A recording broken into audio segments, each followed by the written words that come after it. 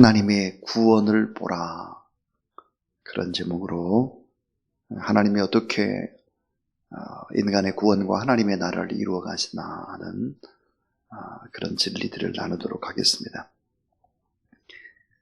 하나님께서 하시는 구원의 역사는 도저히 인간의 머리로는 상상할 수가 불가능합니다. 신앙생활은 언제나 기적이 존재하죠. 인간 육체의 한계를 벗어나고 또 인간 이상의 한계를 뛰어넘는 그런 기적들이 있습니다. 도저히 우리의 짧은 머리를 예측을 불허하는 그런 하나님이시죠. 참으로 귀한 일일수록 더더욱더 신묘막측합니다. 한번 여러분 생각해 보시길 바랍니다. 애굽의 힘은 세계를 통치하는, 전 세계를 통치하는 나라였습니다. 그 왕이 파라오, 그래서 태양 왕이다, 살아있는 왕이었죠. 이 바로의 철권 통치하에서 신음하는 이스라엘 백성들, 또 그 노예였고 종들이었는데, 이들을 구원해내기 위한 하나님의 전략은 과연 무엇이었나 하는 것입니다. 엄청난 철권에 살아있는 그런 태양왕 바로를 이기고 이 종들을 구원하시는 하나님의 구원 계획은 정말로 스펙터클합니다. 살아있는 파로를 물리치는 하나님의 방법, 그것은 바로 노예의 아들, 종의 아들인 모세를 왕궁으로 드러나도록 하는 것이었습니다. 그 파라오의 아들이 되도록 하는 것이죠. 참 하나님의 방법이 기기묘묘합니다. 이스라엘에서 가장 타락하고 무서운 왕, 온 나라를 죄악으로 물들이는 왕, 이 바알의 딸 이세벨과 결혼하고 우상숭배하고 가장 어둡고 타락한 이 아합 왕 때 나라가 망해가는데 이 엄청난 힘과 권력을 이기려고 또 그 백성들을 자유를 주려고 하나님이 쓰는 방법은 뭘까? 아합보다 더 권력 있는 왕을 세우는 것이 아니었습니다. 하나님은 힘있고 똑똑한 선지자를 준비시키지 않고 이름 없는 산골, 시골에 있는 바로 디셉 사람 엘리야를 세우는 것입니다. 최악의 시대에 하나님의 빛을 증거하는 선지자를 세우는 것이죠.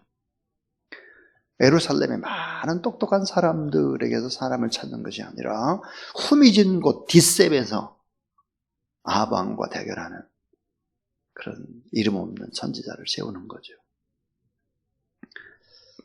또 이스라엘 백성이 로마의 식민지 백성으로 힘겹게 살아갈 때 하나님은 선택받은 백성을 구원해내기 위해서 로마의 엄청난 힘이 있는 헤롯 대왕보다 더 위대한 왕을 세우는 것이 아닙니다. 정치적인 메시아를 갈망하는 그런 유대 사람들, 그들의 생각에 맞추는 것이 아니죠. 참 자유와 평화, 행복을 백성들이 원하는 그런 바람과는 달리 아주 작은 자, 어린아이, 그것도 변방에 바로 베들레헴에 예수 그리스도를 보내시는 것입니다. 크고 화려한 곳이 아니죠. 변방입니다. 그래서 갈릴리에서 예수 그리스도가 자라게 하시죠. 변방 중에 변방입니다. 하나님의 구원이 참 이상하지 않습니까? 하나님의 구원의 방법. 오늘 이 본문, 하나님의 구원은 어떻게 이루어질까 하는 것입니다. 우리의 생각을 깨는 파격적인 놀라운 진리들이 오늘 본문에 담겨져 있죠. 자, 첫 번째입니다. 이 하나님의 구원은 낮고 천한 작은 자에서 시작이 된다는 것입니다. 낮고 천한 작은 자입니다. 그 사람이 잘 몰라요. 또 낮고 천한 후미진 곳에서 시작이 됩니다. 세례 요한의 임신과 출생 예고는 성전에서 응답을 받습니다. 성전, 화려한 성전입니다. 근데 예수 그리스도의 임신은 변방 중의 변방인 나사렛에서 이루어집니다. 갈릴리 나사렛. 성전에서 출생을 예언한 제사장 가문의 세례 요한과는 완전히 다르게 요셉과 정혼한 마리아, 그는 나사렛이었습니다. 나사렛, 갈릴리죠. 이사야에 보니까 갈릴리를 뭐라고 합니까? 흑암의 땅, 어둠의 땅 갈릴리 그랬습니다. 변방의 땅입니다. 수탈의 땅이죠. 돈이 있는 로마의 관리들이 갈릴리의 땅의 주인입니다. 백성들은 뭘까요? 소장농이죠. 다 가난한 사람들입니다. 살 길이 없습니다. 그래서 땅에 가난한 민중들이다. 그래서 암하레츠라고 불렀습니다. 그곳이었습니다. 자, 예수 그리스도를 분만하기 위해서, 해산하기 위해서 간 것이 베들레헴입니다. 베들레헴, 가난한 산동네죠. 지금도 이방의 땅입니다. 베들레헴. 어떻게 나사렛에서 선지자가 날 수 있느냐? 베들레헴 같은 후베진도에서. 요셉과 마리아 다 가난한 사람들입니다. 자, 이 베들레헴 그럼 여러분 다윗의 고향이기도 하지 않습니까? 다윗은 누구였습니까? 요셉과 마리아, 다윗의 자손이라고 했는데, 이 다윗도 아버지 이새가 8명의 아들을 두었죠. 그 중에 막내입니다. 아버지에게 사랑을 받지 못했고, 또 어머니에게 사랑을 받지 못했고, 아내에게 사랑을 받지 못했고, 또 장인에게도 사랑을 받지 못하는 사람입니다. 작은 자 중에 작은 자죠. 그러니까 하나님의 구원이라고 하는 것은 아주 낮고 천한 작은 자, 비천한 곳에서 시작이 되기 때문에 사람들은 잘 이해를 못하는 거예요. 크고 화려한 것만 좋아하는 거죠. 사람들이 많이 모이는 바로 예루살렘 성전, 그런 곳을 바라보는 것입니다. 여러분, 사도 바울이 예수 그리스도를 믿기 전에 이름이 사울이었지 않습니까? 사울의 이름의 뜻이 무엇입니까? 스스로 큰 자입니다. 큰 자. 스스로 큰 척하는 거예요. 예수 믿기 전에. 자, 여러분, 예수 그리스도를 믿기 전에는 내가 다 크다고 생각을 하는 것이죠. 그런데 예수 그리스도를 믿으면 어때요? 내가 제일 못나고, 내가 제일 현찮고, 내가 제일 무지랭이고, 내가 맨날 죄인이고, 이렇게 생각이 바뀌는 거예요. 그런데 교회 안에서도 아직도 큰 소리 빵빵 쳐대는 어리석은 사람들이 있습니다. 교회는 그런 곳이 아닙니다. 담임 목사인 저부터 장로님, 권사님, 그게 무슨 밑바닥에서 섬겨야 되는 그런 위치죠, 이게. 이 바울이, 여러분, 나중에 바울이라는 이름이 뭡니까? 예수 그리스도 안에서 작은 자입니다. 지극히 작은 자. 우리 꼭 기억해야 될 것은 하나님의 구원이라고 하는 것은 어디서 시작이 되냐? 낮고 천한 작은 자입니다. 장소는 비천한 곳에서 시작이 되는 거예요. 그 다음에 이제 두 번째입니다. 이 두 번째 진리는 뭐냐? 은혜 받은 자를 통해서 구원을 이루는 것입니다. 은혜 받은 자를 통해서. 자, 하나님의 은혜가 아니면 내가 살 수가 없다 고백하는 사람들을, 나는 하나님의 은혜가 아니면 단 하루도 어찌 될지 모르겠다라고 하나님의 은혜만 의지하고 갈망하는 사람들을 통해서 하나님이 일을 하는 거예요. 오늘 누가복음 1장 28절 한번 보세요. 28절에 그렇게 돼 있죠. 그때에 들어가 이르되 은혜를 받은 자여 평안할지어다. 주께서 너와 함께 하시도다 하니 그랬습니다. 30절에 보면 천사가 이르되 마리아여 무서워하지 말라. 내가 하나님께 은혜를 입었느니라. 자, 은혜 받은 자, 작고 비천하고 현찮고 모자라고, 그렇지만 하나님의 은혜가 임했습니다. 그 은혜, 우리를 부르시고 세워주시고 구원해 주신 모든 것들이 다 하나님의 은혜다. 왜 여러분 하나님의 은혜가 필요합니까? 우리는 아무런 자격이 없기 때문이죠. 마리아가 하나님의 독생자 예수 그리스도를 낳는 사명이 주어진 것은 그 여인이 진실해서 그렇다, 겸손해서 그렇다, 자질과 능력이 있어서 그렇다, 진중한 여인이라서 그렇다, 그런 게 아니에요. 이런 거 다 하나님의 은혜가 임해서, 오직 하나님의 은혜 때문에, 그 은혜를 갈망하기 때문에 오늘 본문에 큰 하나님의 성령이 그를 덮었기 때문에 가능한 거죠. 사도 바울은 이렇게 고백합니다. 나의 나된 것은 하나님의 은혜로 된 것이다. 왜 이렇게 할까요? 나를 자랑하지 못하도록. 내가 나를 자랑하는 것이 아니라 내 자랑은 오직 예수 그리스도밖에 없습니다. 저는 무능할 뿐입니다. 오늘 우리 모두에게 이런 고백이 있게 되기를 주의 이름으로 축원합니다.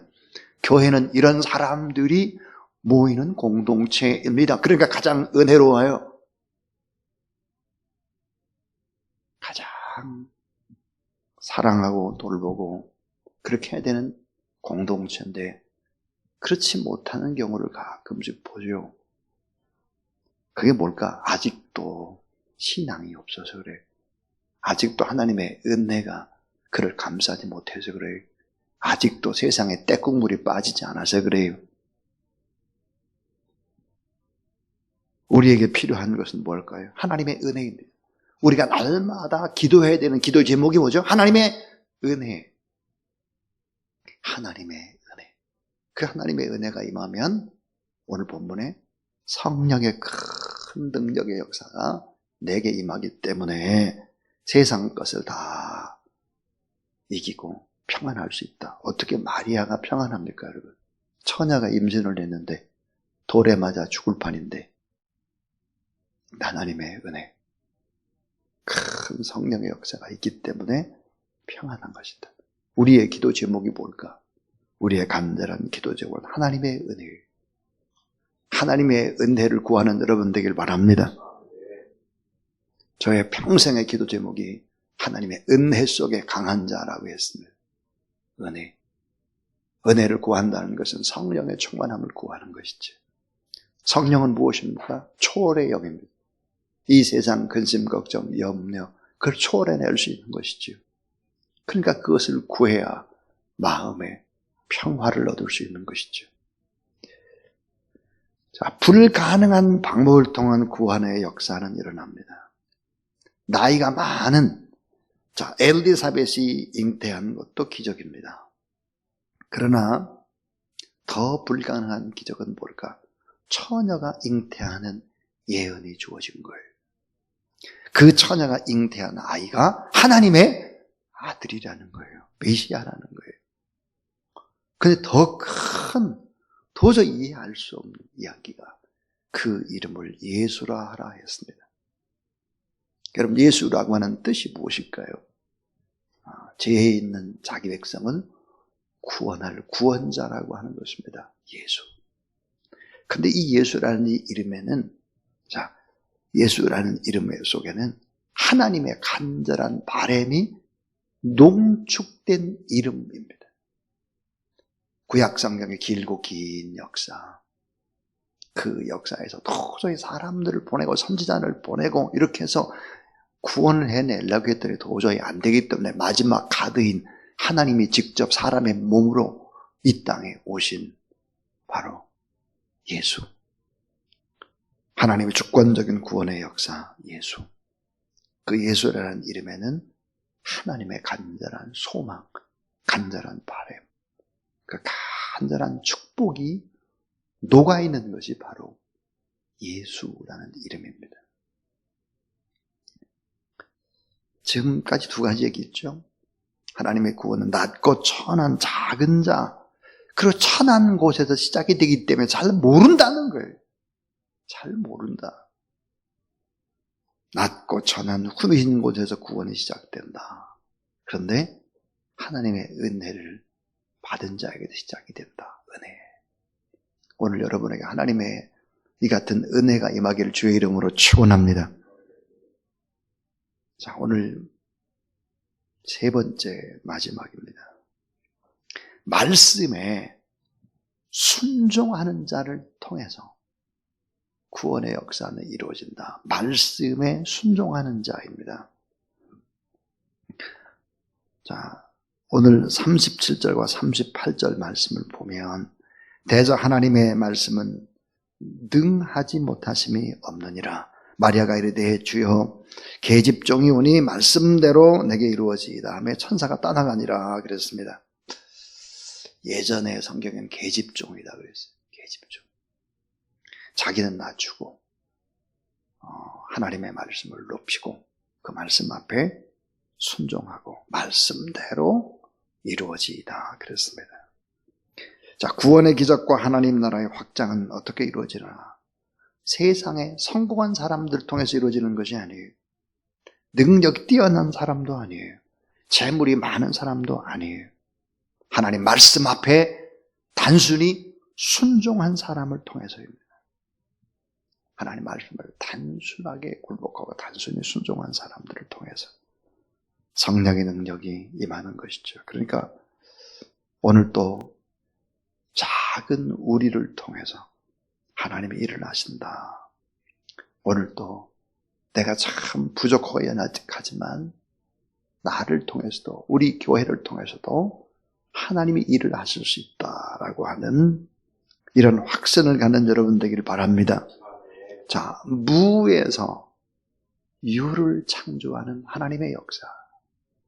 모세라고 하는 노예의 아들을 통해서 바로를 이기는 것입니다.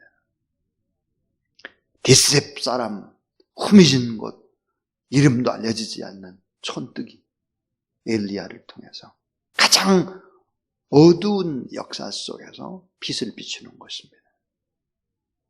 로마라고 하는 엄청난 전 세계를 다스렸던 그런 나라에서 수많은 사람들이 정치적인 메시아를 원할 때 그런 정치적인 것보다 훨씬 더 중요한 것이 영적인 구원과 평안함이죠.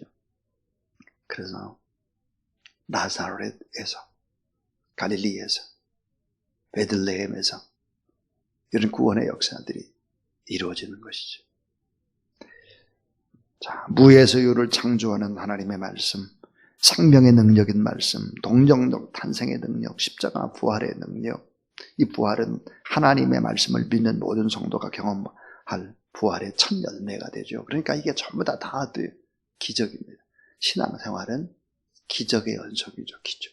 이 사실을 믿고 담대하게 나가야 한다. 지금도 하나님은 가난한 자, 낮은 자, 작은 자를 들어서 놀랍게 사용할 수 있다.